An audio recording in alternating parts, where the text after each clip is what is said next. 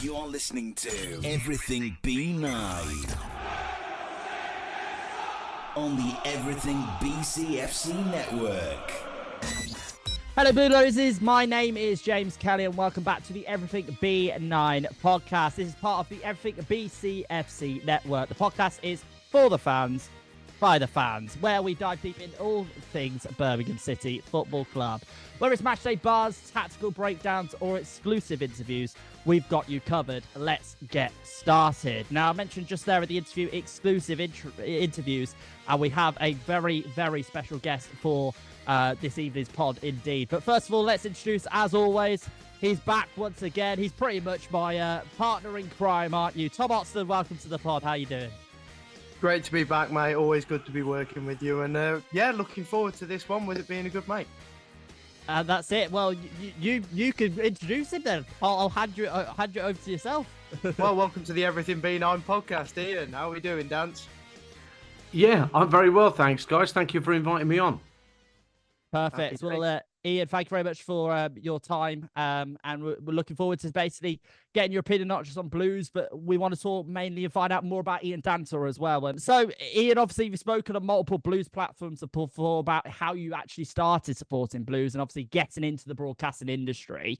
But for those who actually missed any previous interviews from yourself, can you maybe give us a bit of a quick reminder on your journey so far of being a Birmingham City fan, but also then to working with multiple broadcasting giants? Yeah, sure. I can pare it down as best I can. I started going to watch Birmingham in late 74, so I would have been 6 years old. Went with my dad and my granddad and my one of my brothers and my eldest cousin. I think first game was against Stoke, and Jimmy Greenoff had just signed for Stoke from Birmingham, and he scored against us. So I was given an immediate indoctrination into what life as a Bluenose was going to be like. You know, the disappointment and the heartache of being a Bluenose. So, yeah, that was it. The die was cast. I didn't choose my choice. I was a Bluenose because the whole family are blue. Having finished at school and college, I ended up working in music shops as a guitar and piano salesman in and around Birmingham. But I was always the class clown at school, and I was always doing impressions of football managers down the pub and things like that. And it led to my best mate, Keith Laurent, who was the stadium announcer at Birmingham for a time after I did it. He wrote a letter to Tom Ross, head of sport at BRMB, for those that don't know, back in the day. So this would be mid to late 90s, and said, my mate Ian should be on the radio. And Tom rang me up when I was at the guitar shop, Musical Exchanges in Birmingham I used to work at, and asked me to write a sketch for the Saturday afternoon preview show on Capital Gold. And that's how it all started. Before long, I was given the job as the flying eye, the travel reporter, going up in a plane around Birmingham every day to do travel news in the morning. And then from that, I started getting shows to do. Then I started getting into the football reporting, and my first job as a reporter was February 1999. Watching Walsall. That was my first sort of regular job, watching Walsall. But eventually I got to watch Blues around the same time when Trevor Francis was manager. Stayed doing work for BRMB and Capital Gold, becoming a commentator for them up until about 2004. And then I joined talkSPORT, which is 20 years ago this month. 20 years, wow, of talkSPORT. And talk just more about like kind of how you first started then BRMB. How was that more about you kind of, like you said, you've basically gone from salesman to the radio very quickly. Were you really confident about it, or did you think actually you were slightly nervous but going forward but accepted the challenge? I had faith in my own abilities. I had done radio when I was at sixth form college in Solihull, and there was a radio course that I'd embarked on in my second year when I was at college with Tom's old man, and I got into the nuts and bolts of radio and what it meant to present and what it meant to broadcast at that point. But I was given the impression, because the BBC Radio 4 Schools programme came to our college to do a show around that time, and the producer of that show gave me the impression that in order to get on the radio, you had to have a degree, and I had no interest in getting a degree. no interest in going to university. I, at that point, had delusions of grandeur about becoming a rock star. So all that went out the window. But, that seed of interest in broadcasting, and particularly radio broadcasting, was definitely sown around that time in the late 80s. So that when the opportunity came around, sort of, 11 years later, yes, it was a leap, and it was a very much a complete handbrake turn from what I'd been doing as a job up to that point. But I still felt, okay, I know what the skill set is that's required here. You've just got to make sure that you aren't crap, that you make sure you're right from the first moment, because this is the second biggest commercial radio station in the country. This isn't hospital radio. This isn't somewhere where you can actually, in a funny kind of way, be allowed to make mistakes. You can't make mistakes on BRMB. You've got to be really good from the get-go. But no, I had faith in my own abilities, and well, I've lasted this long. Well, that's the main thing, of course. Go on, I suppose if you could go back in time, big question is, would you go back and be a mega rock star if you knew you had that path, or would you stay down the talkSPORT route? I think probably on reflection, the life as a radio broadcaster is a good deal less fraught with probably a lot more healthy as well. Yeah, healthy, less temptations that come your way than would be if you were on the road 10 months out of every 12 playing wherever around the country or around Europe or around the world. Now, well, look, no regrets, put it that way. It is what it is. That I've still had a lot of fun playing music throughout my life, and I still do it now. So I still get a huge kick out of playing and writing my own music and things like that. But that moment of clarity of knowing I'm not going to make it probably hit me, ironically, just before the radio opportunity came around at the end of the 90s. Fair enough. I think I think my dad took a little bit longer to accept it was never going to go that far, but there we go. At least you're realistic. Oh, no, you got to have, you got to have the dreams, and you got to have that fire in your belly. Otherwise, you will never get anywhere. And the music industry is littered with those who, had all the ability in the world, but for some reason didn't get the lucky break, or didn't get spotted. I got the lucky break in radio and realized at that point, okay, this is where the hard work starts. You've had the opportunity that's been thrust into your lap, completely out of left field. So you've got to start working hard to justify what's happened to you. Otherwise, this could disappear as soon as it's materialized. 100%. I suppose moving back on to more the commentary side, favorite moment commentating a match ever? Well, I mean, I was on the gantry at Wembley in 2011 when we won it against Arsenal. I wasn't the actual commentator that day. I was Mr. Colour for talkSPORT that day. So I was alongside Sam Matterface and Stan Collymore, who were the commentary team, but they were coming to me every so often for just, my opinion on what I was watching. But I don't suppose that counts in terms of the question you're asking. I would probably say there were two games at the Russia World Cup in 2018 that stand out. Spain 3, Portugal 3, which was probably the first game I did at that tournament, where Ronaldo scored a hat-trick, including a free kick in the last seconds. And then later on in the tournament, it was a round of 16 game between Belgium and Japan, where me and the team, we traveled for 11 hours on the slowest train ever from Sochi up to Rostov, and we were all dog tired. But this game soon put us up. Japan went 2-0 up. Yeah. And we all thought, this is it. Japan are going to reach their first ever World Cup quarterfinal, after all these times of trying. Roberto Martinez brings on Marouane Fellaini to rescue it. And we're looking at each other. He's bringing Fellaini on when he's got Benteke on the bench and Batshuayi. And he was completely vindicated, Martinez, because Belgium ended up winning 3-2 with practically the last kick of the game. And I remember going potty when Nasser Chadli scored that winner. That was just an amazing game of football. Loved every second of that. So, and just being in that country, obviously Russia's a very different country now, and we have a very, very different opinion of it. But being there was a very, very special tournament. Yeah, I can imagine, to be fair. I remember that Nasser Chadli goal, well, of all people to score, probably not one you'd have picked before the game. I had to check the number twice on the back of the shirt just to make sure I was You're right, that he was the one that was sliding in. But yeah, amazing game. And I remember so there was me, there was Adrian Durham, there was Matt Holland, our producer Deck, and our fixer Will. We were all so tired and so drained after that game.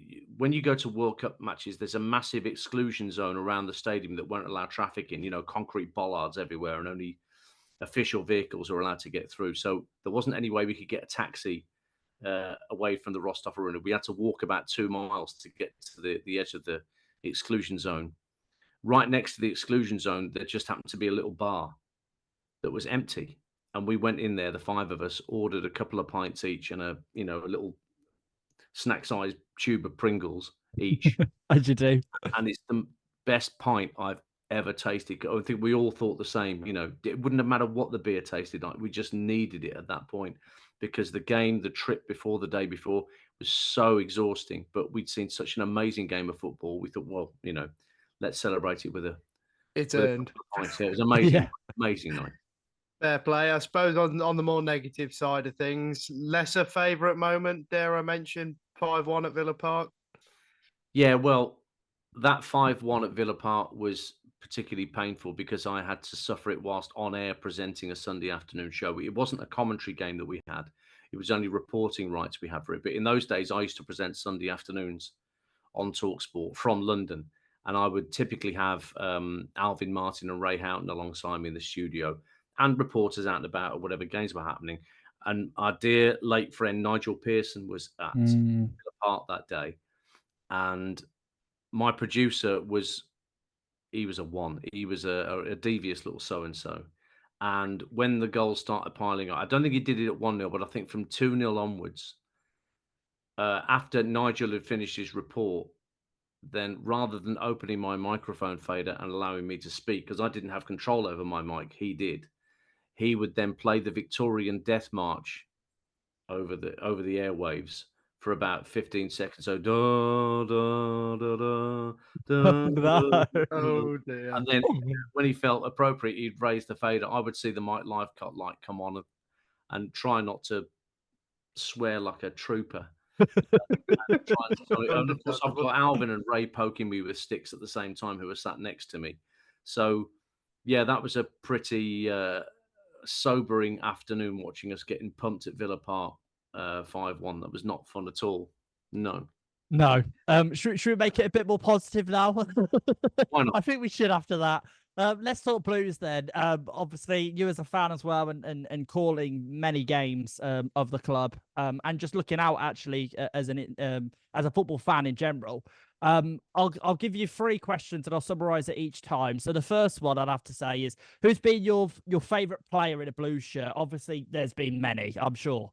But in terms of your generation, maybe, or just who do you really think is your favorite player, and you think when he's on when he plays for Blues, he really puts in an effort? Well, Trevor Francis is the obvious one, and you can't look past Trevor. So that's almost too obvious an answer to give.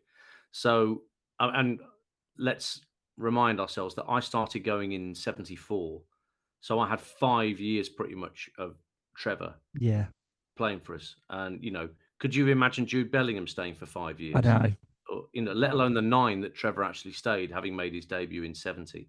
So how privileged was I to get to watch this incredible player? All right, he had his injury problems, but when he played, he was sensational. All right, so if we go a bit more niche, maybe, somebody who I always loved and I felt never got the respect that he deserved was John Frame.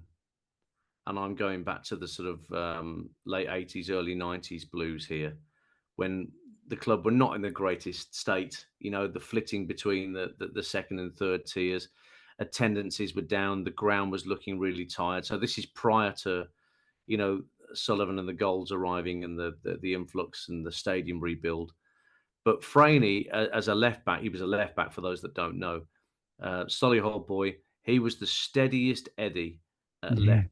I don't think I ever saw him have anything less than a 7 out of 10 as a left back. And he never got any glory with Birmingham. But a couple of years later, he did score a winning free kick for Northampton Town in a playoff final. I think it was a League Two playoff final, the level that League Two is now. And it was like edge of the D, last minute. Just a wonderful. I was so made up for him after all the effort and all the games he played without any great notoriety, that he had a moment like that in his career at Wembley. It's just a shame it wasn't in a royal blue and white shirt, but a burgundy one instead, a maroon one for Northampton. But yeah, John Frame would be up there. There's Gary. Yeah, of course. There's Frank Worthington was there for a year after Trevor had gone. He was an amazing player. Kevin Broadhurst played in about 25 different positions. We all loved him for that.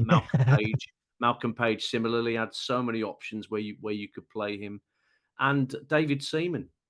We knew he was going to be England's number one well before any England manager decided he was going to be number one. And he wasn't there for long, but what a goalkeeper. You could just see that he had everything you needed to be a world-class goalkeeper. So those are the sort of names that spring to mind immediately, aside from Trevor. Of course. Sir Trevor, of course. And I think you've kind of basically summed up in terms of a lot of players. So let's put you on the spot. They're a manager then. So who's been your favourite manager of Blues that you think of? Maybe your generation again? Or just now currently? But I'll put you on the spot. We'll ask for one. Well, Freddie Goodwin was the manager that was at the club when I first started going. And that was at a time when Birmingham were reaching FA Cup semi-finals. They had 2 semi-finals in the 70s against Leeds and Fulham.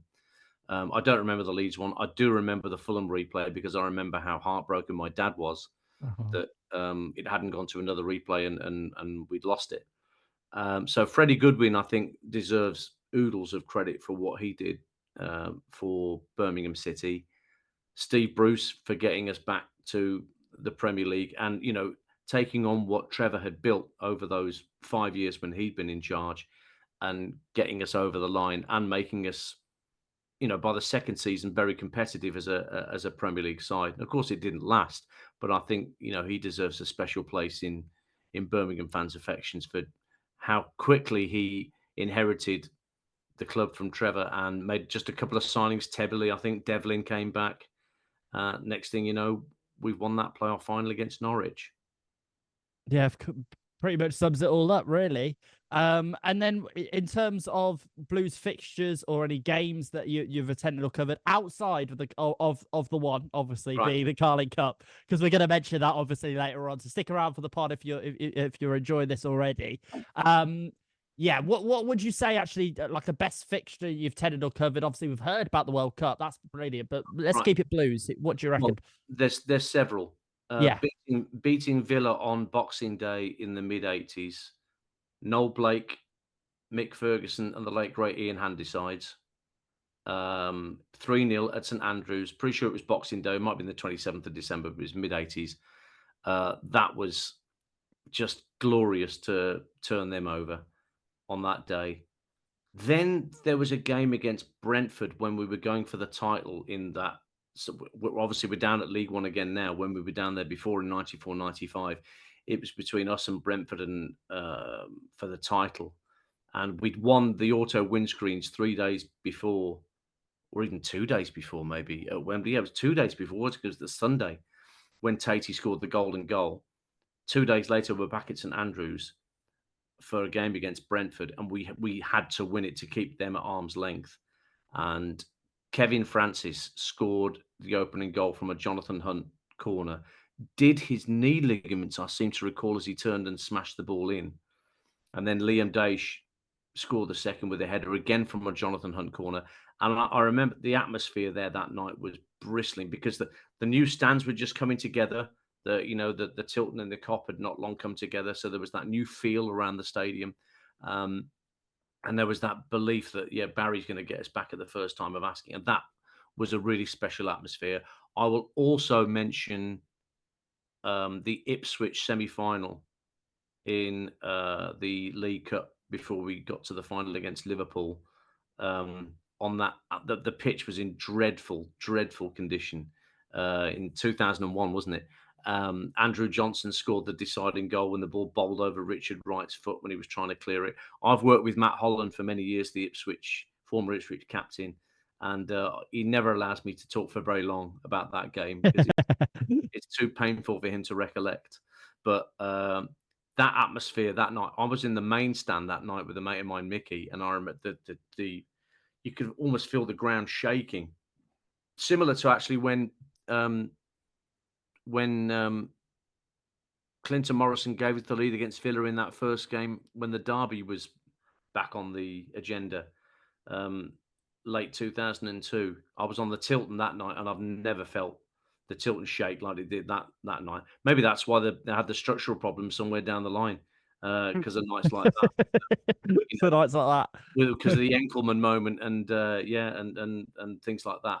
So those are nights that stick very much in my head if we're talking about St Andrews specifically, and West Ham, the comeback against West Ham in the semi-final of the League Cup with Bowyer's cracking drive and Roger Johnson getting over. Yeah, these are all wonderful little moments.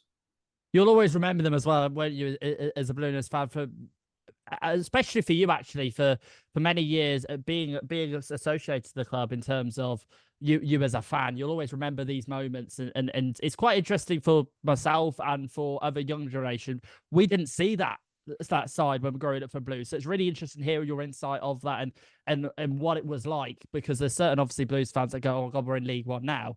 Well, we were many moons ago as well, so it's really kind of embracing that. And it was a fun season. You know, you're hard pressed to believe me, but after all the disappointments we'd had under, I think it was Dave Mackay and Gary Pendry, and we'd struggled, and much as we'd done prior to dropping down this time, Barry had come in and not kept us up. But that 94-95 season, I didn't see every game. I wasn't a season ticket holder by that point. I was working at the guitar shop in Birmingham, so a lot of Saturdays I was working. But thankfully, a few games got shifted to Sunday because Central TV was showing they had rights for a few Sunday games and things like that. So I got to a few of those in the midweekers and things like that. Took a couple of trips away, went to Notts County. I think that's when Daish and Claridge and Devlin might have made their debuts for the club at Meadow Lane in that season. But it was a fun season, and we were, as far as the tabloids were concerned, we were a story every day because Barry was always throwing out great stories. Jonathan Hunt scored a hat-trick against Bury, and he proclaimed afterwards, in all seriousness, that Jonathan Hunt was worth £20 million. Now, that's in 1994. So the Premier League's only been going for 2 years by that point. You know, and he's saying, you know, Jonathan Hunt's a £20 million player. Yeah, all right, Baz. But it got us in the papers. And, you know, suddenly we were an interesting story, not just because of Karen and because of her dating Pesky Solido. And, of course, they ended up getting married. And the whole thing about where David Sullivan and David Gold came from, how they made their money. So the tabloids were fascinated with us as a club. And, you know, in amongst all that, Barry signing striker after striker after striker. I think there was one, was it Siggy Rushfelt, who only met the players on the coach up to Port Vale for a Sunday afternoon game. And Barry announced to the rest of the coach that this kid who just got on the bus at Junction 10 at the hotel on the M6 was going to play up front alongside Claridge at Vale Park. He never even trained with these players. So Barry was just, well, he was a breath of fresh air in many ways, mad as a fish, but so many good things came out of that season, because much as we hope is happening now, and it seems to be, the feel-good factor most definitely returned, and a lot of lapsed supporters came back. By the time that Brentford game rolled around that I mentioned earlier, St Andrews was absolutely rocking and packed. And it wasn't quite like that at the start of the season, but Barry fostered that regrowth and interest. So fair play to him for that. And I think you mentioned him obviously earlier, and I think every Blues fan will say that he is one of the greatest to ever play in a Blues shirt. But let's talk about it then. So let's remember, obviously, Sir Trevor Francis. In terms of questions to you, is what was it like to actually work with him? So in terms of, we look after like any fond memories, maybe any great stories that you have. But also, you played charity game with him, didn't you? Alongside himself. Trevor Francis passed me the ball. There you go. You can say it.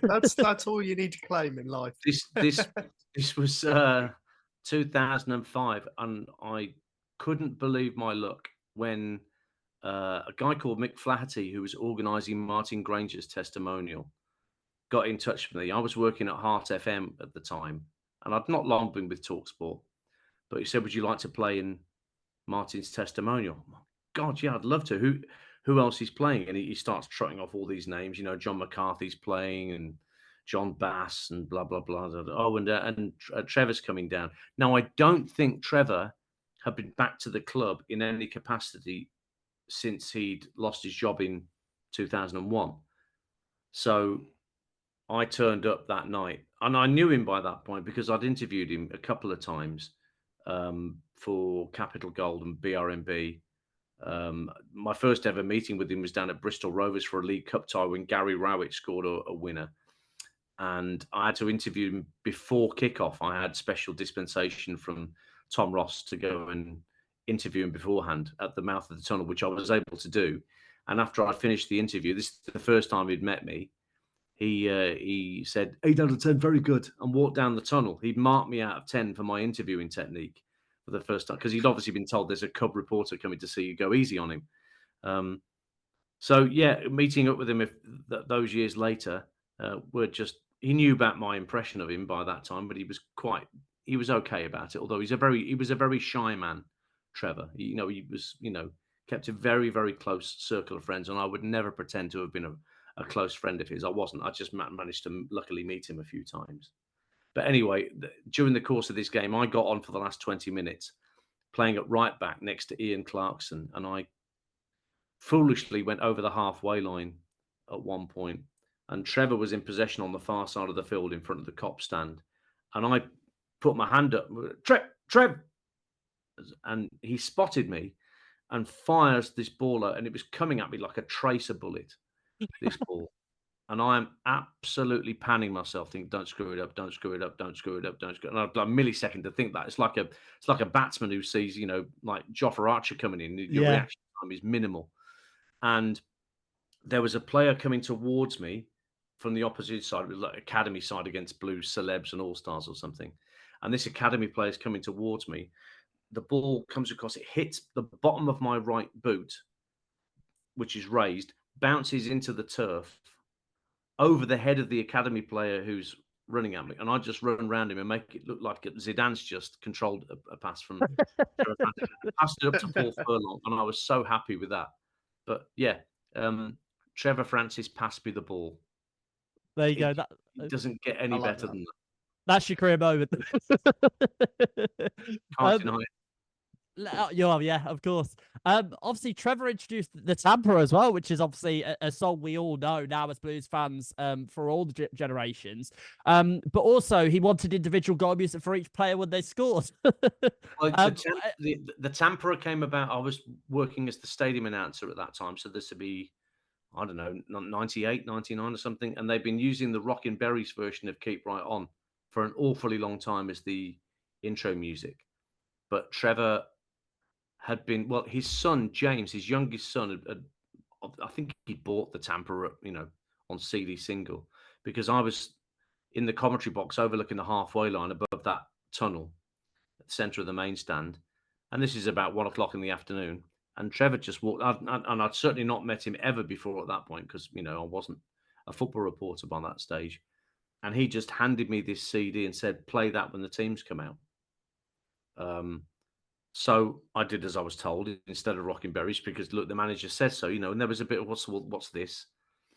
But what I eventually did was I took that Tampere thing, and I was working at BRMB by that point, and I managed to edit it and put a loop so the intro extended and extended, so it didn't go into the vocal, because on the original version it goes into the vocal after about a minute, but I wanted to extend it just for the instrumental bit, and that is what they still use to this day. Absolutely, what they still use to this day. The Tampere and the goal celebration music. Yeah, he had this idea because he'd seen Bolton use "I Feel Good" by James Brown. Every time a player scored at the Reebok. So again, he came to me in the commentary box and he said, "I want you to come to the training ground and speak to the players because I want individual goal music for each player." I said, well, all right, I'll see what you're after. It would be a bit complicated. We'd have to have some sort of method of playing stuff out very quickly, because obviously you can't just have 20 CDs queued up for 20 different players, depending on who it is. Anyway, so I went to Wast Hills, and the players were having lunch when I got in there. And the first person I walked up to was Martin Granger. So I walked up to Grange and explained what was going on. Said, right, the manager wants celebration music individually tailored to each player. What would you like as your tune?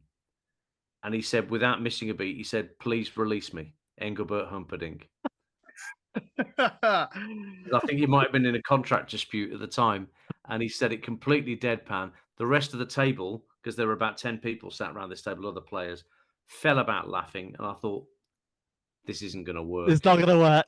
I just and said, they're not going to go with that. I'm sorry. We'll just have to stick with no goal music. But yeah, he tried to be innovative, Trev, in certain regards. It just didn't always come off for him. It was being creative anyway. You got to give him that. Fair play. I suppose touching on sort of working with the club, obviously we've spoken about it before, and most Blues fans know where it originated from. Do you want to talk about sort of that first game when the Who first began?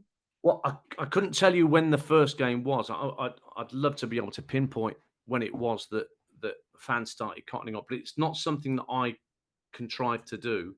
It's just Blues fans. They came up with that, not me. Because just to be absolutely clear, I had left a gap when Birmingham were making a change. I left a gap between announcing the player's name who was coming off before the player's name coming on, because I wanted the player who was coming off to get a round of applause just for their efforts. Yeah. So that they appreciated the work that they put in. And then the player coming on would also get a round of applause for encouragement. Right, come on, you help us out, or seal the deal, whatnot. So you'd say, coming off for Birmingham number 9, Peter Unlove, gap, they would applaud. And then number 10, Dele Adebola.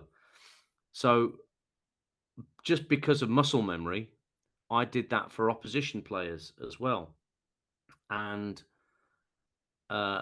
Birmingham fans, in their wonderfully twisted way, just started going Who. It was just pockets of Who at first, but before long it was pretty loud, and the loudest it ever was, famously, was the League Cup tie against Newcastle United, when Bobby Robson brought Newcastle to St Andrews. I think Steve Harper, the keeper, had got sent off. Darren Pearce had scored. I think we ended up winning 2-0, but Newcastle are really struggling with about an hour gone. And in those days, the fourth official didn't have the electronic board like they do now. He just had the paddles with the numbers on, right? And Rob Shannon, a Birmingham City legend of the commentary box, who's not missed a game in something like 125 years. Anyway, he sat alongside me in the commentary box. And he digs me in the ribs. Hey, they've got the number 9 out. And I knew what he meant by that, because he was looking at Newcastle, and that meant Alan Shearer was going to get substituted. I thought, Jesus, what a moment this is. So the ball went out of play, and they're about to make the substitution, and they've got the number 9 ready for Newcastle United. So I've pressed the microphone on button and said, substitution for Newcastle United. And I swear to you, all around the ground, it was shh, shh, shh. Everyone's going, shh. They wanted complete silence for when I said his name. Replacing number 9, Alan Shearer. Who? And it was literally 20,000 plus Blue Noses, all in on the gag, all ready for the gag. Doesn't matter who it is. And delivered it, chef's kiss. It was perfect. And I know that there were some clubs that complained about the Who chant. I think Barnsley had a problem with it. I think Bolton might have a problem with it. And it's a tradition that I only did the commentary box for about a year and a half, but my best mate Keith Laurent, who Tom knows well, took the position after I left. I gave it to him, and he maintained that tradition, and was probably even more evil than I was, because there was a Bolton game where, replacing number 10 Idiger Johnson, who, number 12 Bo Hansen, who, I said Bo Hansen. That's what got Bolton upset. I think Watford. There were various clubs that had a bit of an issue with, but it was just a bit of fun. I mean, I was actually going to say, Watford at home in 2001. There's obviously that YouTube video. That's not me. That's Keith. Oh, okay, yeah. But it's still it kind of focuses on the same thing of that tradition continuing. It's a shame they don't do the shush anymore, really, because I feel like that'd add to it. Yeah. Well, it was just a bit of fun that became part of the fabric, and they still do it now. So I didn't mean for that to happen, but it's lovely that it did, because I don't think there's another club that does it, or if they don't do it half as well. Well, yeah, exactly. Certain fans actually of other EFL clubs say they do it, and you're like, no. It all started at Blues. Oh yeah, no one else can take credit but the Blues fans. Yeah. Obviously, Villa nabbed it as well, but everyone's tried it, but I think it's like cornflakes, the original and the best. Kellogg's cornflakes. So the original and the best Who chant is Birmingham City, and forever shall be. Happy days. I suppose touching on the Carling Cup, as we've mentioned briefly earlier, leaning a bit more deeply into that. What did that mean to you personally, into the run up to the final, and also just the final itself? Well, we'd had the disappointment 10 years before against Liverpool in Cardiff. But we were so used to disappointments, and we always have been as Birmingham fans. It's about the downs and the very few ups. But you just sensed in the run-up to the final, there was an Arsenal fan in the office at talkSPORT who became my producer, who I had down as the world's greatest Arsenal conspiracy theorist. He had this thing, the world was out to get Arsenal, basically. And we did a piece for the talkSPORT website, 5 reasons why Birmingham or Arsenal were going to win the League Cup. Every single thing I wrote, each of the 5 points came true.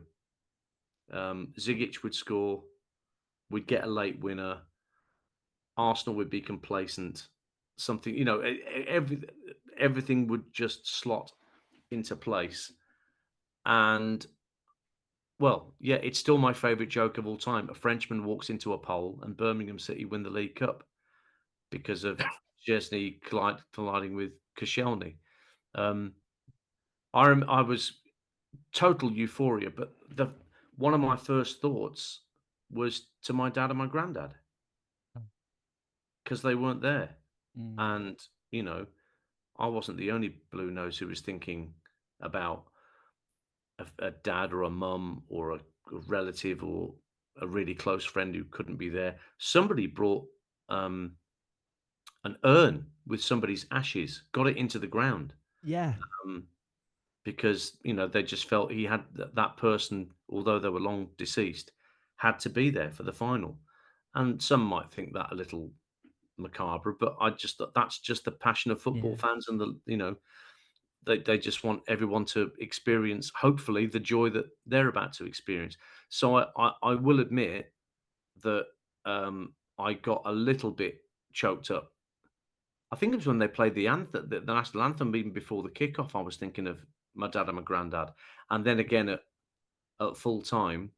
But I couldn't hang about, you see, because I had to get right back to the other side of the stadium, the tunnel side, because there was a courier bike ready to take me back to talkSPORT Towers to do a phone-in at 7:00.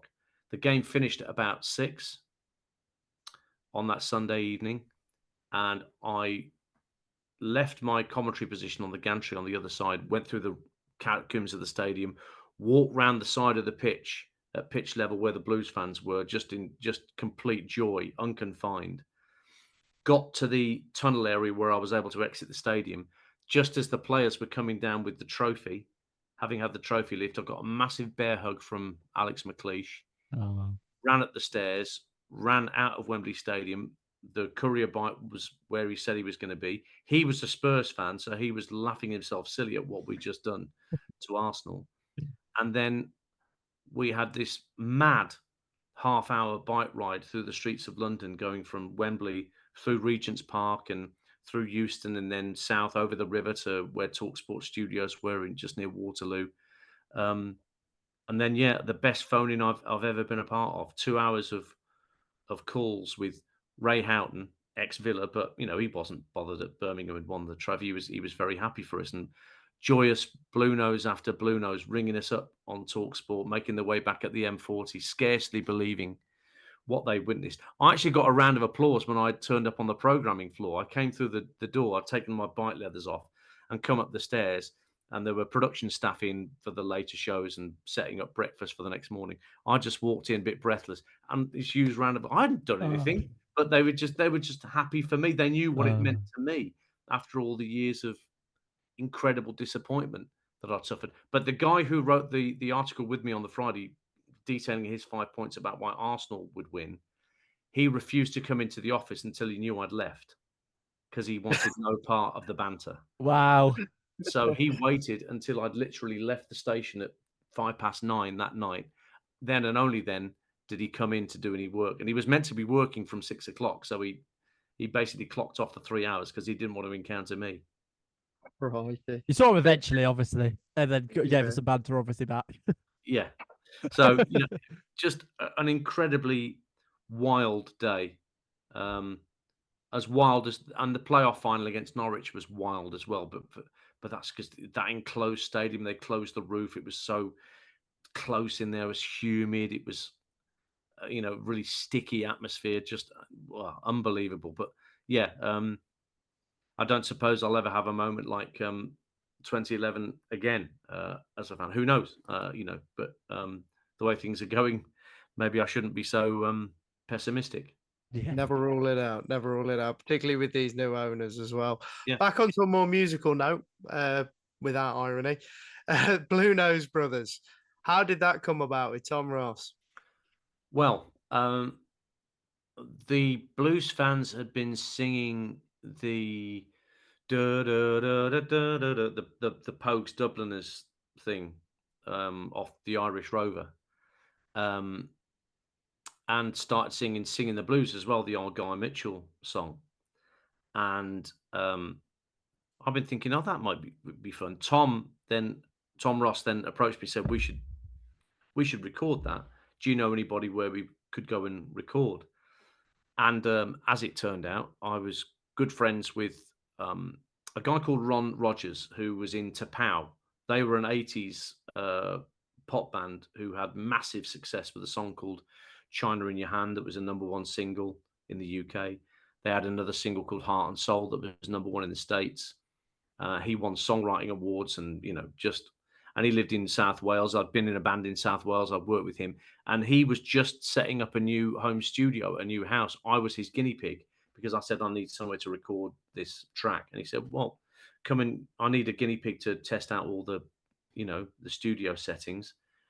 Come and do it here for free." So I went down to Monmouth where he lived. So this would have been, I don't know, 2000, 2001, something like that. I don't know. Over 20 years ago anyway. And I went down and I recorded the drums and the bass and guitars and keyboards, most of the vocals. Tom came down on a second session and added some vocals of his own. We then mixed it, gave it to the club. The club put it on a CD, and it sold 5,000 plus copies in the club shop.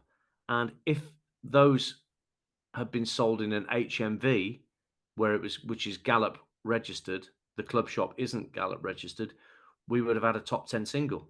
Wow. But it obviously didn't chart because the vast majority of those copies sold were sold at the Birmingham club shop, which isn't registered with Gallup, the chart compilers. So, but that was a pretty amazing moment to know that we'd sort of caught the zeitgeist of Birmingham fans at that point. And I think they still play the song occasionally, don't they? They used to play it every game. I don't think they play it every game now, but I think they play it now and again. Usually play it when we win after a game. Yeah. Yes. So it doesn't get played that often, or at least it hasn't lately. Not in recent years, anyway. So that was the first one. We ended up doing 3 or 4 songs for blues down the years. Tom and I, we did a version of "Don't Bring Me Down" by ELO. Can't Keep Us Down when we bounced back at the first attempt under Steve Bruce, and that was good fun to do. We ended up Premier League Productions came to film us talking about that, and Matt Sadler and who's the other player? Was it Jerry Gill? Certainly Matt Sadler. Stephen Kelly and Matt Sadler had to pretend to play bass and drums on this little video we recorded with Premier League Productions, which was a hoot to do, but it didn't lead to us. Certainly, the Singing the Blues one was the one. That was the one that caught the imagination of the blues fans more than any other that we've done. And it was, again, I mentioned at the very start of this interview, I love being creative. I love doing things musically. So to do something like that for the club that I support and the club that I love was just, well, that's double whammy, isn't it? There you go. There's your inner rock star. They came out for football. Yeah, kind of. It sort of ties in. Yeah, why not? Let's obviously keep it modern. Then let's keep on the future, because it's been completely an absolute transformation at the club with Knighthead that have come in. But how do these new owners? Why are these new owners so special in terms of how do they compare to owners that we've had in the past? Would you say? Not just BSHL, but obviously Karen under Golden Sullivan, or all of that eras as well. What do you reckon that's so special about Knighthead, or the optimism and the future prospects potentially under the ownership? Well, with David Golden, David Sullivan, and Karen, I mean, as I mentioned, the ground that they inherited was a tip, and it really needed a lot of love at that point in 1993, and it got it. You know, there was capital investment. We weren't to know at the time that, you know, the quality of the building work, the quality of the building work was not the best, and we ended up with, you know, the problems that we encountered in and around lockdown. But, you know, they deserve credit for, you know, putting smiles back on faces and giving us a stadium to be a little bit more proud of. But look, I haven't been at St Andrews for a little while. I've certainly not been since all the massive capital investment that's taken place over the summer. But I've seen the photos. I've seen that long bar on the cop stand. I've seen what they've done to the executive lounges. You know, and you know this things like hot water again in the taps at the basics. At the Gilmere. And there seems to be, well, it just seems to me that there is a genuine professionalism and desire to cover all aspects. And, you know, there's still going to be teething problems. Obviously, not everything's open quite yet. And they're still trying to forge the right partnership with the official supporters club, which has been formed, you know, and this, you know, they're trying to, you know, tie all those ends together. So there's a proper connection between fans and board, so that, you know, if problems do arise, then these sort of things can be discussed, you know, with the appropriate people, and action can be taken, things like that. But you can't fail to be impressed with what they've done, even to the main stand, you know, just giving it a little bit of TLC, but simple things like hot water in the taps at the Gilmere again. I know it sounds like a joke, but it actually, it does mean something. Or having relevant advertisements in the clip frames as you go up the stairs that aren't 6 years old. And Cadbury's. They've talked about the crest being flown on the back of the Gilmere again, so you can see it from Camp Hill Island, sort of thing. And that may or may not happen. I think there's planning permission issues with the railway. There is. That might scupper that. But then there's the ambition that they've got for the Wheels site. And I've seen what Manchester City have done with a similar acreage. Yeah. Because I remember going to what it was called Eastlands then back in 2003, when I went to see a Manchester City game up there, worked on that. And the transformation that club has made to that area of Manchester inside 2 decades is remarkable. It was called Wastelands by the Manchester United supporters back in those days, because it was literally the stadium where they'd held the Commonwealth Games. And that was it. Everything else was just barren open spaces. But, the work that they've done, there's supermarkets, there's a tram line running through there, there's residential, there's business. There's a concert venue open right next to it now, the Cold Live Arena, that's finally got open after a few teething problems. But I'm sure that is a template that Tom Wagner's looked at with 49 acres to work with compared to the 8 or 9 acres that St Andrews sits on. My God, what we can do with that acreage and what we can achieve. I'm genuinely very excited about what we could end up with in terms of the stadium itself, yes, but everything, the facilities that go around it, training ground, academy, retail, just continuing to regenerate that east side of the city. That just it's had a little bit of work on it, the east side of the city around there, but this is not going to hurt at all to give Birmingham City a new home within 5 years, don't they? We'll see about that. I think that's a little ambitious personally, but we'll see. And of course, they have this idea that the stadium should be 60,000 plus because they want NFL games there, because you can't get NFL games in this country unless you have a stadium of that sort of capacity. They won't touch you otherwise. Yeah. So that's ambitious, because when have we ever had 60,000 supporters? It's been an awfully long time since when my dad was going, when they had those sort of crowds at St Andrews when it was all terracing.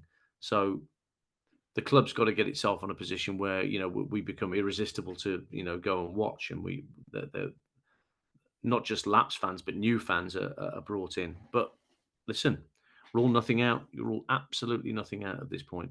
I think, like you said, it's the plans in place as well, because down the road you'll bring in the players, because the players will see the project without being too corny with the saying that's going around at the moment with the project. But in terms of like the players will come in and see the facilities, they'll want to play there, and depending on where we are as well. But like you said, I think the east side of it, it's not just football, it's then bringing in restaurants, bringing in the businesses, upgrading that. And also from a music point of view as well, when you look at everyone that does big artists that come over to the UK, not many of them do Birmingham. If they do, it's the other side, it's Aston, a bit apart. So to have a stadium in the future right next to city centre is really a selling point as well for Nighthead.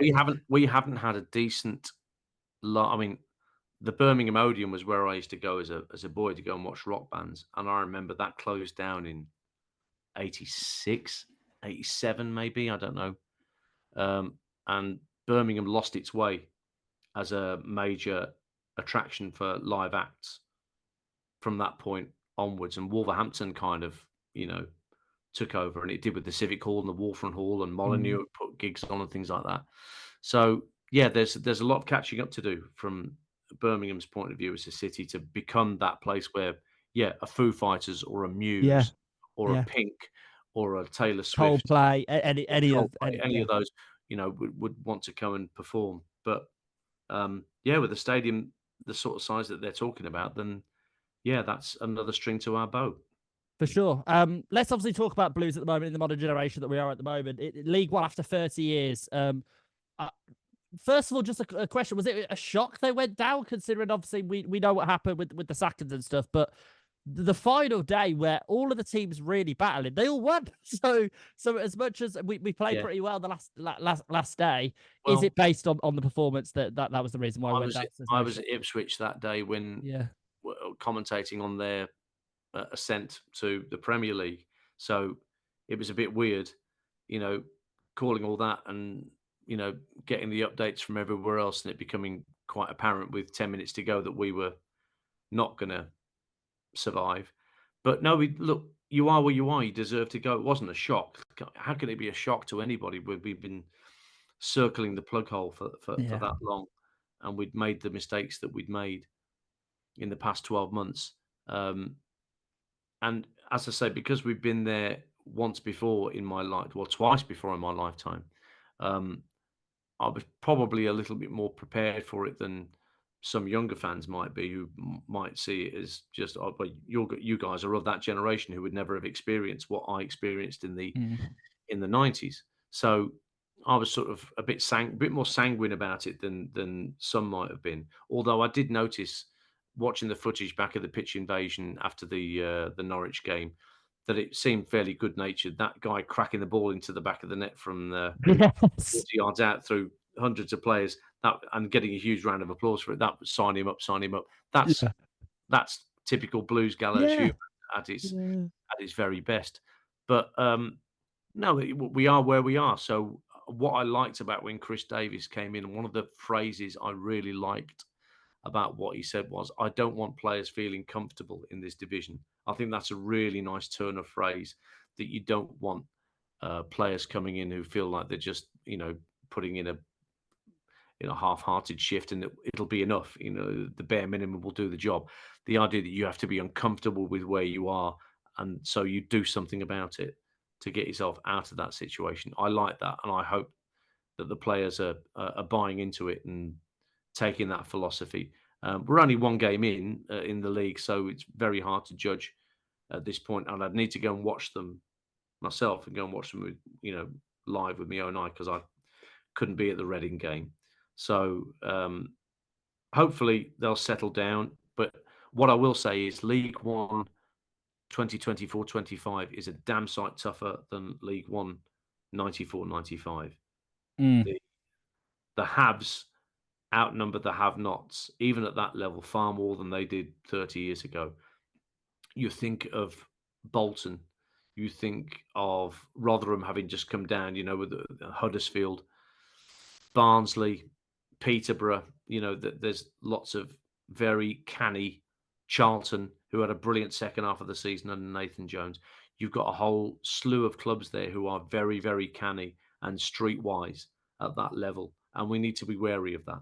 I suppose just before we wrap up then shortly, we look ahead to Wycombe, who obviously are a team that have recently been in the Championship. I'm looking forward to Saturday because I've never been to Adams Park before. Was a bit gutted that I couldn't go during the lockdown period because I thought, oh, damn, they're probably never going to get this chance again. But then, of course, we went down instead. And then here we are going into the game at the weekend, and I'm looking forward to it. But I think it's going to be a tough, real tough game, because I think it always is with these little grounds. And as far as I've been a Blues supporter, as most of the time when we go to little grounds like this, we tend to lose. I remember particularly at the Pirelli against Burton Albion, just these tiny little atmospheres just swallow us, and we're such a big fish to try and chew, really. When you go to Adams Park, there is one stand that is two-tier. It's quite picturesque, actually, Adams Park, because you've got a big, like a forest behind the ground, big expanse of trees and whatnot. And it's sort of tucked away at the back of an industrial estate. Big old car park. I remember that, like people park on the hill that overlooks the stadium. The away end is pretty compact and bijou for you guys for travelling up there. And Wycombe have consistently punched above their weight, certainly under Gareth Ainsworth, when they had, Akinfenwa playing and Sam Vokes and people like that playing there. They were certainly punching above their weight. So different now under Matt Bloomfield. I'm not sure that the ethos is quite the same. But yes, we need to be, on our guard, nevertheless, because there were times 30 years ago when we were going to places like York and things like that, and Cambridge and Notts County, and not getting the results that we thought we, deserved. We had some sort of ideas above our station about where we were. So, maybe there was a heavy dose of realism in the fact that we struggled to get going against Reading, and admittedly the second half was much better than the first, but there's got to be an element of realism that teams are going to fight and scrap and snarl their way against Birmingham, because we are a prize, we are a scalp, we are a team to be turned over and celebrated, that turning over, if people manage to do it.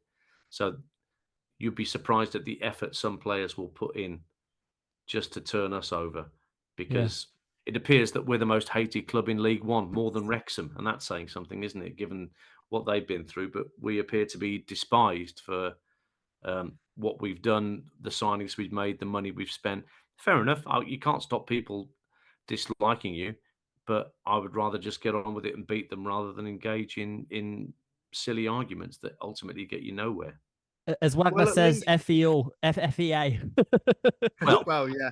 Well, you could say that, yeah, but you just have to concentrate on your own. Yeah, exactly. Not get bogged down in petty squabbles about we've just got to concentrate on what we're trying to do, the philosophies that Chris Davies is trying to get across to his players. We appear to have signed players who are championship quality and yet playing in League One. So, all right then, if you're championship quality, let's see it. Let's see. And as I said, that goes back to not being comfortable with where you are. Show us that you're championship level, and let's see where we are come Christmas time, and we can sort of evaluate as time goes on about how successful this policy is being. It's a very 2024 appointment bringing Chris in. That you get obvious parallels with Kieran McKenna at Manchester United, going to Ipswich and getting them promoted. I can see the parallels. It's very easy to make those comparisons. So, there's a lot to look forward to, a lot to be excited about, but you just have to keep that sense of perspective about, it's not going to be a cakewalk. It never is. It's Blues. No, of course. At least if we don't win the league, we can put the most hated club in the league trophy in the cabinet instead. It's not really one to cherish that, is it? It's another one. It's something. Yeah. Are you confident though? Do you reckon that you're as confident as other Blues fans? Do you reckon? Yeah. We should get promoted. Look, I have, as I've said, there's a lot of very strong teams. Yeah. At that level. And Bolton, for example, will be smarting at having played so poorly at Wembley. Yeah. Against Oxford in that playoff final. Yeah. Wasn't the Bolton I was expecting to turn up at all that day. And Charlton under Nathan Jones would look like they've the smart, streetwise team. But yes, you can't afford not to be confident. You've got to have a bit of self-belief that all this investment is in the right areas for the right reasons and we'll get the right results. Yeah, for sure. I think that's a great way to sum it up, actually, as well. Keep it positive, shall we? Dan, it's honestly been an absolute pleasure having you on and talking and finding out more about your generation and your passion as well and enthusiasm for Blues, but not just hearing about your broadcasting career as well. Tom, we've very much enjoyed that, haven't we? Finding out all about that. Yeah. For sure. But yeah, Dan, I really do appreciate you coming on. And for Bluenose as well, that I'm sure they all know who you are. But for any up-and-coming Bluenoses that are listening to this and really inspired, where can they find you? Do you want to shout out any platforms, etc.? Okay. Well, my X account is @talkdance, TalkDants. That goes for my Insta as well. I've got a website, iandanter.co.uk. There's all sorts of information there about not just what I do as a broadcaster, but musician and things like that. So there's all sorts of information and blogs you can read about me and what I do on there. So yeah, that should just about cover it. Yeah, for sure.